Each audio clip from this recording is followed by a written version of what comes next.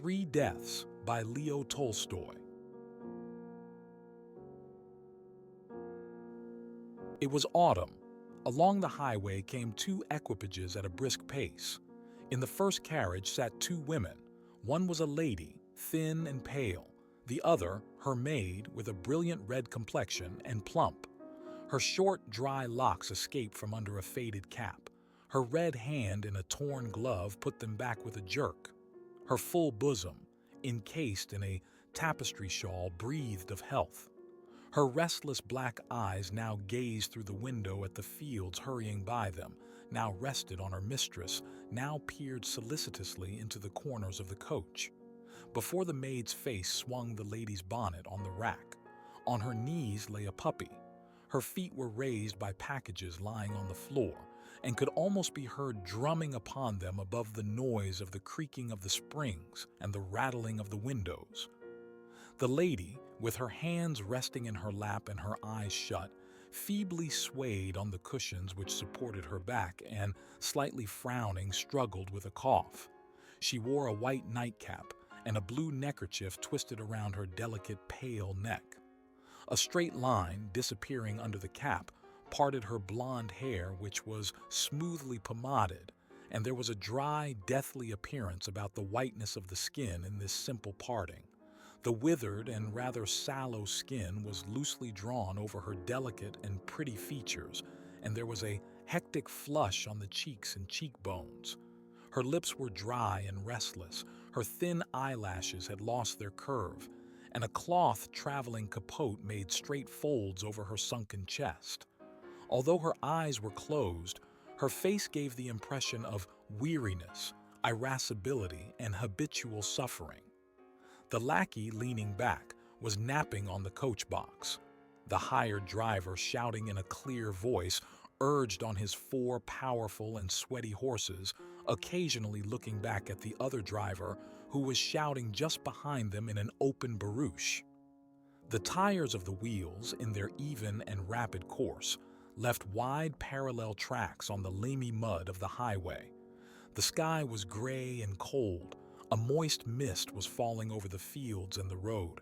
It was suffocating in the carriage, and smelt of eau de cologne and dust.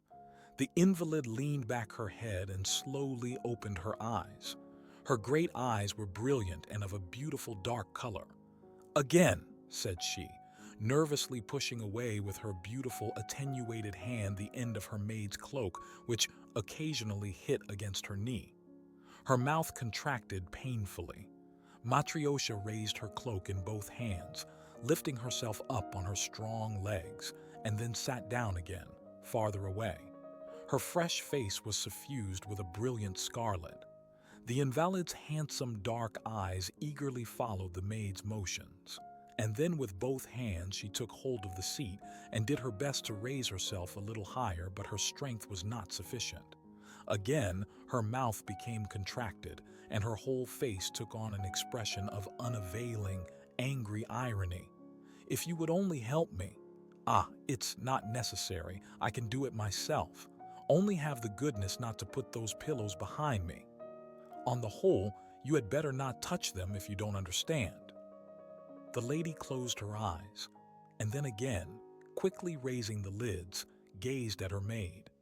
Matryoshka looked at her and gnawed her red lower lip. A heavy sigh escaped from the sick woman's breast, but the sigh was not ended, but was merged in a fit of coughing. She scowled and turned her face away, clutching her chest with both hands. When the coughing fit was over, she once more shut her eyes and continued to sit motionless. The coach and the barouche rolled into the village. Matryoshka drew her fat hand from under her shawl and made the sign of the cross. "What is this?" demanded the lady. "A post station, madame. Why did you cross yourself? I should like to know." "The church, madame." The lady looked out of the window and began slowly to cross herself, gazing with all her eyes at the great village church, in front of which the invalid's carriage was now passing. The two vehicles came to a stop together at the post house. The sick woman's husband and the doctor dismounted from the barouche and came to the coach. "How are you feeling?" asked the doctor. taking her pulse.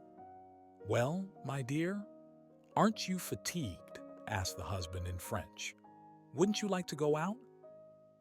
Matryoshka, gathering up the bundles, squeezed herself into the corner so as not to interfere with the conversation. "No matter, it's all the same thing," replied the invalid. "I will not get out."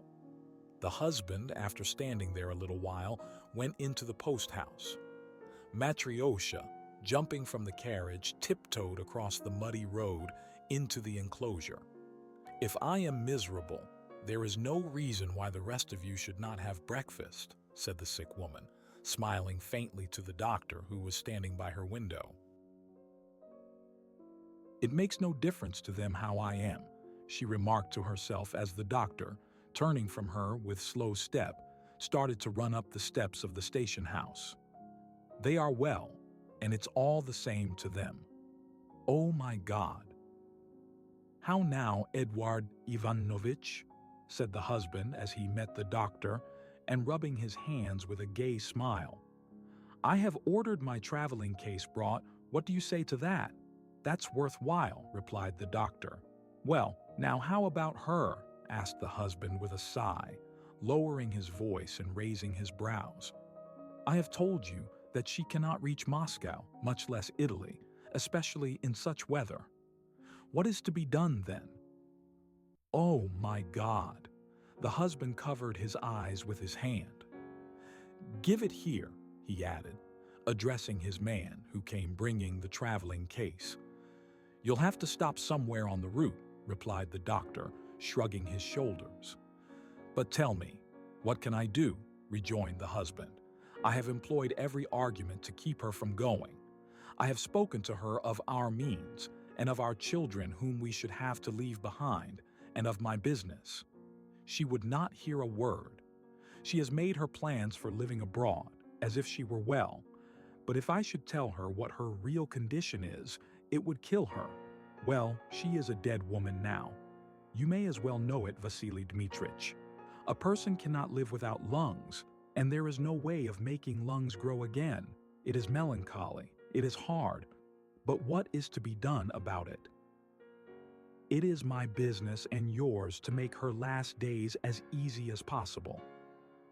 The confessor is the person needed here. Oh my God! Now just perceive how I am situated in speaking to her of her last will. Let come whatever may.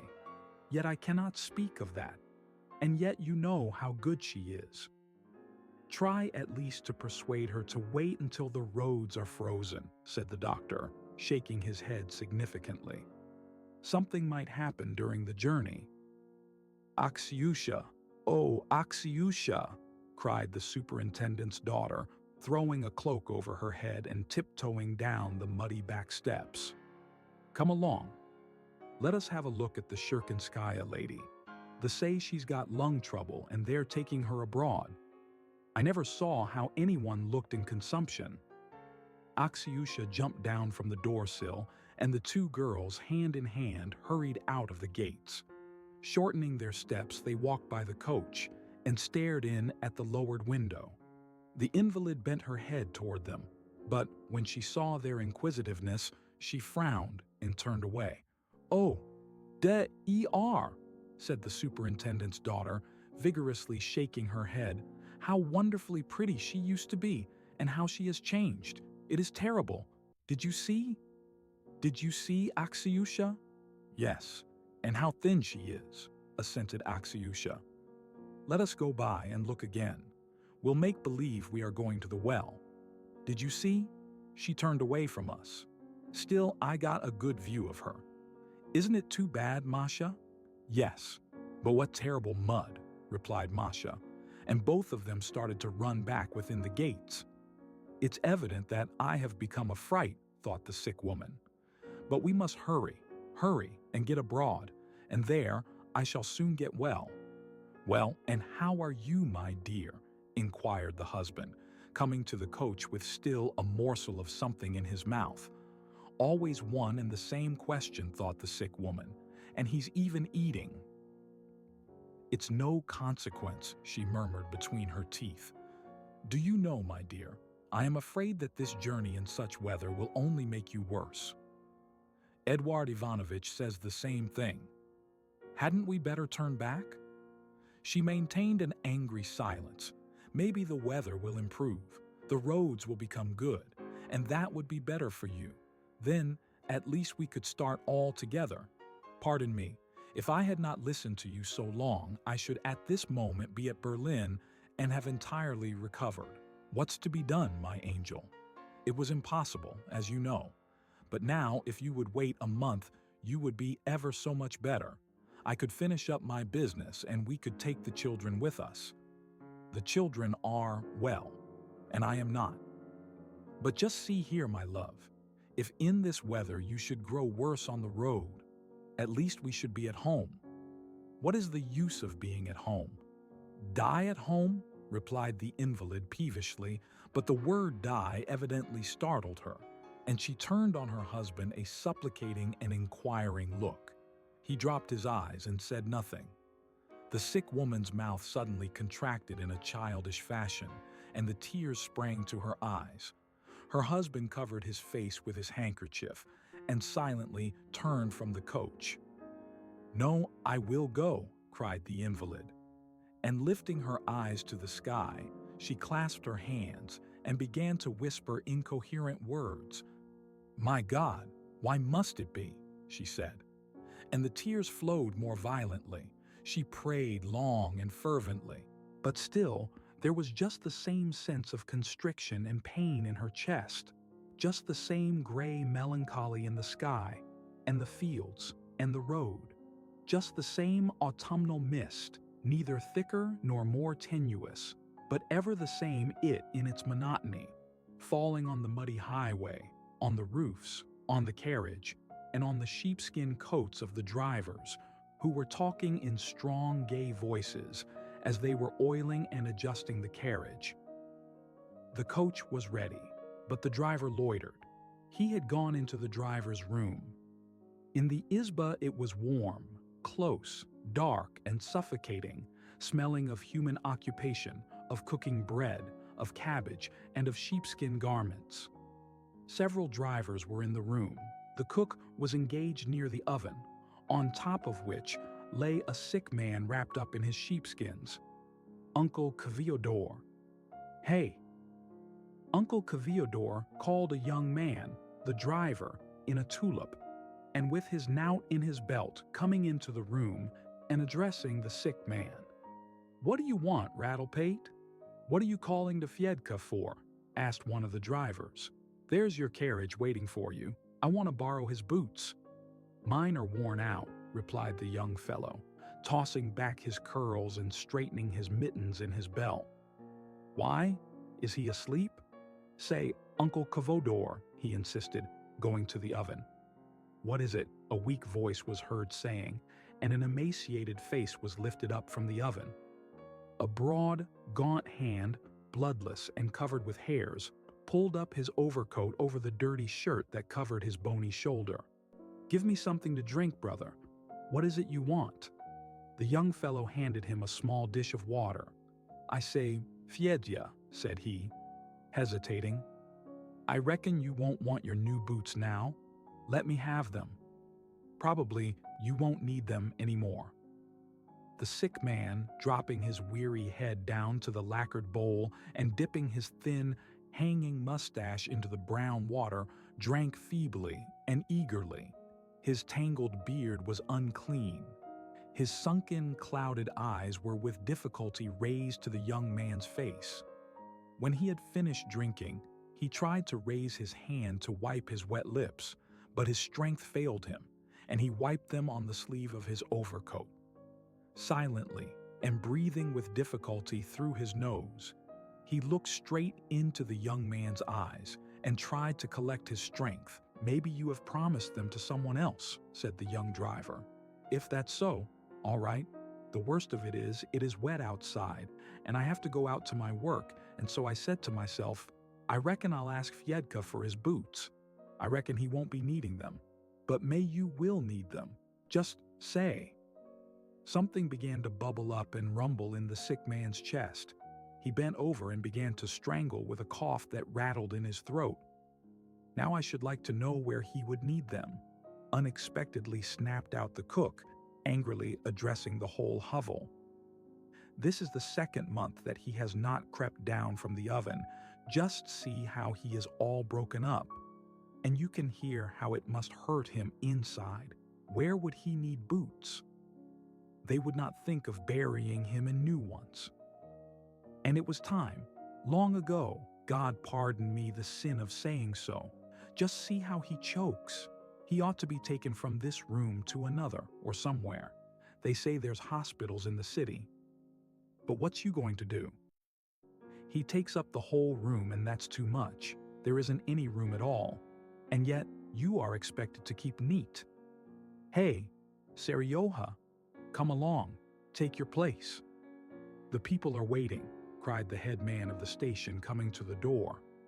Seryoha started to go without waiting for his reply, but the sick man during his cough intimated by his eyes that he was going to speak. "You take the boots, Seryoha," said he, conquering the cough and getting his breath a little. "Only, do you hear? Buy me a stone when I am dead," he added hoarsely. "Thank you, uncle. Then I will take them, and as for the stone, yea, I will buy you one. There, children, your witnesses," the sick man was able to articulate, and then once more he bent over and began to choke. "All right, we have heard," said one of the drivers. "But run, Seryoha, or else the starosta will be after you again." "You know Lady Shirkinskaya is sick." Seryoha quickly pulled off his ragged, unwieldy boots and flung them under the bench. Uncle Fyodor's new ones fitted his feet exactly, and the young driver could not keep his eyes off them as he went to the carriage. "Ek, what splendid boots! Here's some grease," called another driver with the grease pot in his hand, as Seryoha mounted to his box and gathered up the reins. "Get them for nothing? So you're jealous, are you?" cried Seryoha, lifting up and tucking around his legs the tails of his overcoat. "Of with you, my darlings," he cried to the horses, cracking his knout, and the coach and barouche, with their occupants, trunks, and other belongings, were hidden in the thick autumnal mist and rapidly whirled away over the wet road. The sick driver remained on the oven in the stifling hovel, and not being able to throw off the phlegm, by a supreme effort turned over on the other side and stopped coughing. Till evening there was a continual coming and going and eating of meals in the room, and the sick man was not noticed. Before night came on, the cook climbed up on the oven and got the sheepskin coat from the farther side of his legs. "Don't be angry with me, Nastasia," exclaimed the sick man. "I shall soon leave your room." All right. It's of no consequence," muttered the woman. "But what is the matter with you, uncle? Tell me. All my inwards are gnawed out. God knows what it is. And I don't doubt your gullet hurts you when you cough. So, it hurts me all over. My death is at hand. That's what it is." "Och," groaned the sick man. "Mao, cover up your legs this way," said Nastasia, comfortably arranging the overcoat so that it would cover him, and then getting down from the oven. During the night, the room was faintly lighted by a single taper. Nastasia and a dozen drivers were sleeping, snoring loudly on the floor and the benches. Only the sick man feebly hawked and coughed, and tossed on the oven. In the morning, no sound was heard from him. "I saw something wonderful in my sleep," said the cook as she stretched herself in the early twilight the next morning. "I seemed to see Uncle Fyodor get down from the oven and go out to cut wood. 'Look here,' says he, 'I'm going to help you, Nastya.' And I says to him, 'How can you split wood?' But he seizes the hatchet and begins to cut so fast, that nothing but chips fly. 'Why?' says I. 'Haven't you been sick?' 'No,' says he, 'I am well.' And he kind of lifted up the axe, and I was scared, and I screamed and woke up. He can't be dead, can he? Uncle Fyodor. Hey, uncle! Fyodor did not move. Now he can't be dead, can he?" "Go and see," said one of the drivers who had just waked up. The emaciated hand, covered with reddish hair that hung down from the oven, was cold and pale. "Go tell the superintendent. It seems he is dead," said the driver. Fyodor had no relatives. He was a stranger. On the next day, they buried him in the new burying ground behind the grove, and Nastasia for many days had to tell everybody of the vision which she had seen and how she had been the first to discover that Uncle Fyodor was dead. Along the wet streets of the city, swift streamlets ran purling between heaps of dung-covered ice. Bright were the colors of people's dresses and the tones of their voices as they hurried along. In the walled gardens, the buds on the trees were burgeoning, and the fresh breeze swayed their branches with a soft, gentle murmur. Everywhere, transparent drops were forming and falling. The sparrows chattered incoherently and fluttered about on their little wings. On the sunny side, on the walls, houses, and trees, all was full of life and brilliancy. The sky and the earth and the heart of man overflowed with youth and joy. In front of a great seigneurial mansion, in one of the principal streets, fresh straw had been laid down. In the house lay that same moribund invalid whom we saw hastening abroad. Near the closed doors of her room stood the sick lady's husband and a lady well along in years. On a divan sat the confessor with cast-down eyes, holding something wrapped up under his stole.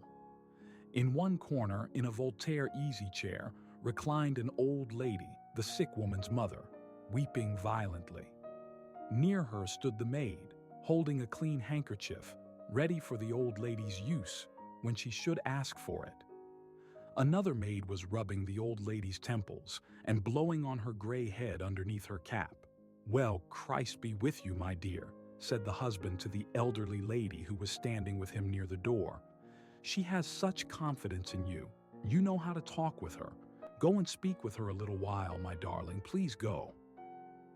He was about to open the door for her, but his cousin held him back, putting her handkerchief several times to her eyes and shaking her head.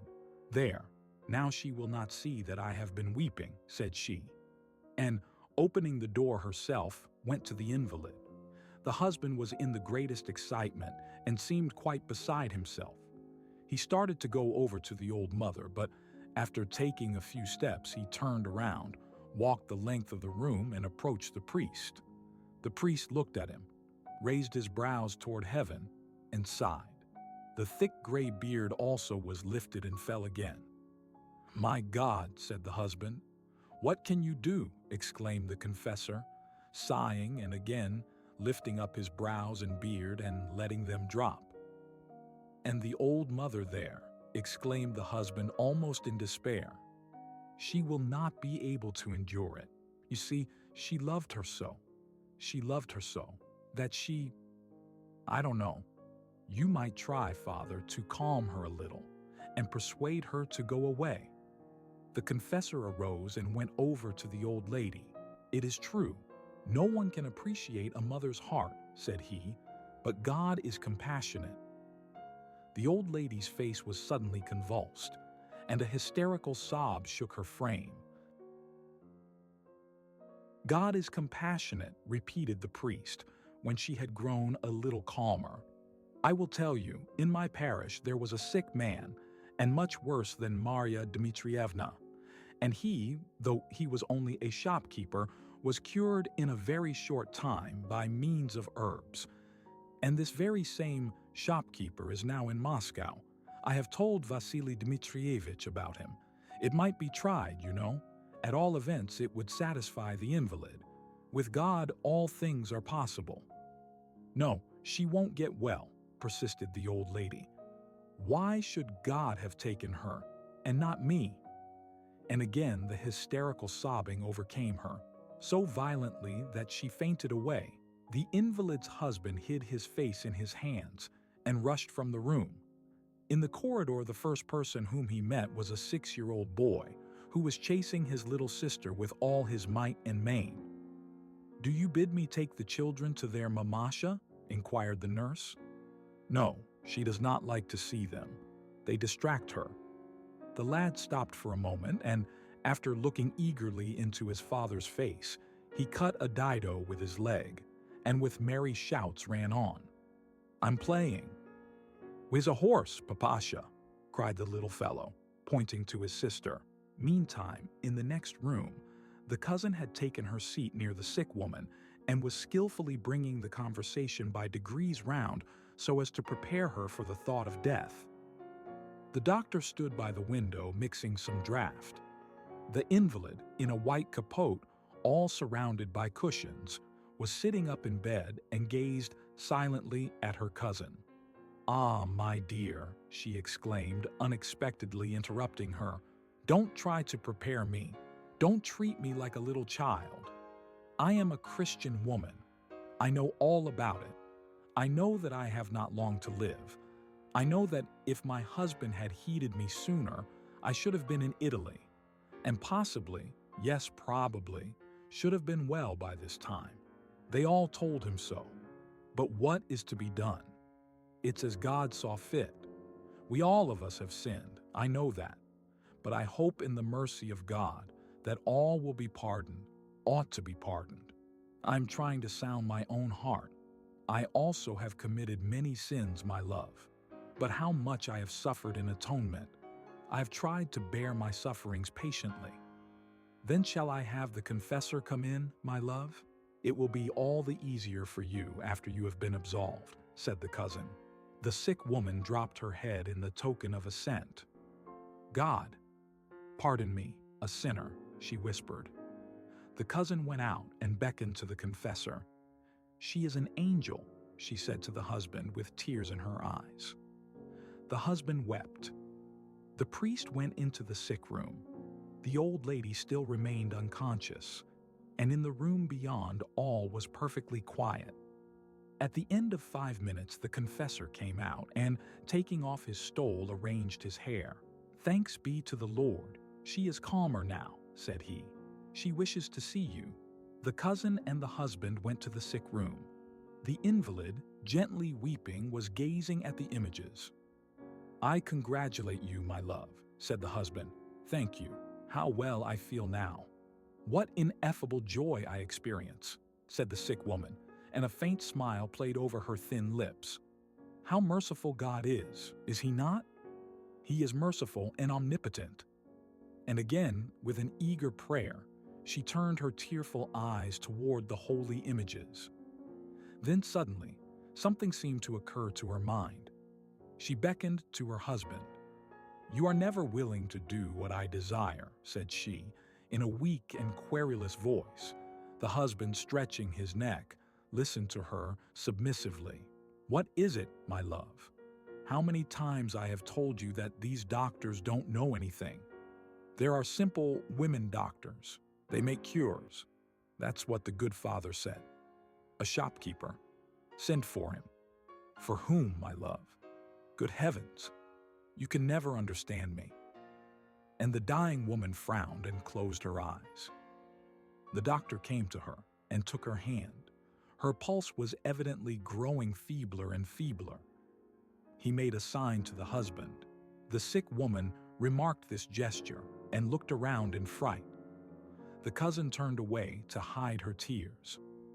"Don't weep, don't torment yourselves on my account," said the invalid. "That takes away from me my last comfort." "You are an angel," exclaimed the cousin, kissing her hand. "No, kiss me here." They only kiss the hands of those who are dead. My God! That same evening the sick woman was a corpse, and the corpse in the coffin lay in the parlor of the great mansion.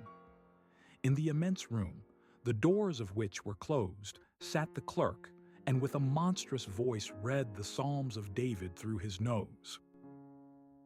The bright glare from the wax candles in the lofty silver candelabra fell on the white brow of the dead, on the heavy waxen hands, on the stiff folds of the cerement which brought out into awful relief the knees and the feet. The clerk, not varying his tones, continued to read on steadily, and in the silence of the chamber of death, his words rang out and died away. Occasionally from distant rooms came the voice of children and their romping. Thou hidest thy face, they are troubled. Thou takest away their breath, they die and return to their dust. Thou sendest forth thy spirit, they are created. And thou renewest the fact of the earth. The glory of the Lord shall endure forever. The face of the dead was stern and majestic, but there was no motion either on the pure, cold brow or the firmly closed lips. She was all attention, but did she perhaps now understand these majestic words? At the end of a month, over the grave of the dead, a stone chapel was erected. Over the drivers there was as yet no stone, and only the fresh green grass sprouted over the mound which served as the sole record of the past existence of a man. It will be a sin and a shame, Seryoha, said the cook at the station house one day, if you don't buy a gravestone for Kavayador. You kept saying it's winter. But now, why don't you keep your word? I heard it all. He has already come back once to ask why you don't do it. If you don't buy him one, he will come again. He will choke you. Well, now, have I denied it? Urged Seryoha. I am going to buy him a stone as I said I would. I can get one for 1.5 rubles. I have not forgotten about it. I'll have to get it. As soon as I happen to be in town, then I'll buy him one. You ought at least to put up a cross. That's what you ought to do, said an old driver. It isn't right at all. You're wearing those boots now. Yes, but where could I get him a cross? You wouldn't want to make one out of an old piece of stick, would you? What is that, you say? Make one out of an old piece of stick? No. Take your axe, go out to the wood a little earlier than usual, and you can hew him out one. Take a little ash tree, and you can make one. You can have a covered cross. If you go then, you won't have to give the watchman a little drink of vodka. One doesn't want to give vodka for every trifle. Now yesterday I broke my axle tree, and I go and hew out a new one of green wood. No one said a word. Early the next morning, almost before dawn, Seryoha took his axe and went to the wood. Over all things hung a cold, dead veil of falling mist, as yet untouched by the rays of the sun. The east gradually grew brighter, reflecting its pale light over the vault of heaven, still covered by light clouds. Not a single grass blade below, now a single leaf on the topmost branches of the treetop waved. Only from time to time could be heard the sound of fluttering wings in the thicket, or a rustling on the ground broke in on the silence of the forest. Suddenly, a strange sound, foreign to this nature, resounded and died away at the edge of the forest. Again the noise sounded, and was monotonously repeated again and again at the foot of one of the ancient immovable trees. A treetop began to shake in an extraordinary manner. The juicy leaves whispered something, and the warbler, sitting on one of the branches, flew off a couple of times with a shrill cry, and wagging its tail finally perched on another tree. The axe rang more and more frequently. The white chips full of sap were scattered upon the dewy grass, and a slight cracking was heard beneath the blows. The tree trembled with all its body, leaned over and quickly straightened itself, shuddering with fear on its base. For an instant all was still, then once more the tree bent over. A crash was heard in its trunk, and tearing the thicket and dragging down the branches, it plunged toward the damp earth. The noise of the axe and of footsteps ceased. The warbler uttered a cry and flew higher. The branch which she grazed with her wings shook for an instant, and then came to rest like all the others their foliage. The trees, more joyously than ever, extended their motionless branches over the new space that had been made in their midst.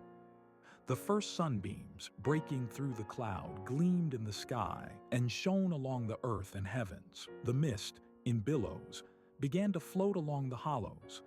The dew, gleaming, played on the green foliage. Translucent white clouds hurried along their azure path. The birds hopped about in the thicket.